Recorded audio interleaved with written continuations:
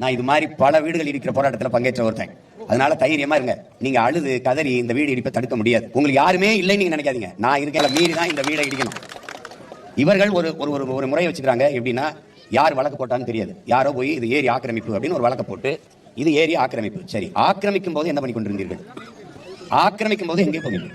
முதலா ஆக்கிரமிச்சு ஒரு கல்லை எடுத்து வச்சு வீடை கட்ட தொடங்கும் போது, இது ஏரி, இங்க வீடு கட்டக்கூடாது நீங்க தடுத்திருந்தா என் மக்கள் வேற இடத்துக்கு போயிருப்பாங்க. இங்க இருக்கிற அதிகாரிகளுக்கு தெரியாமல் எமது மக்கள் இங்கே குடியேறினார்களா?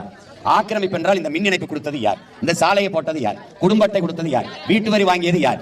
வாக்காளர் உரிமையை, வாக்காளர் அடையாள அட்டை கொடுத்தது யார்? வரி வாங்கியது யார்?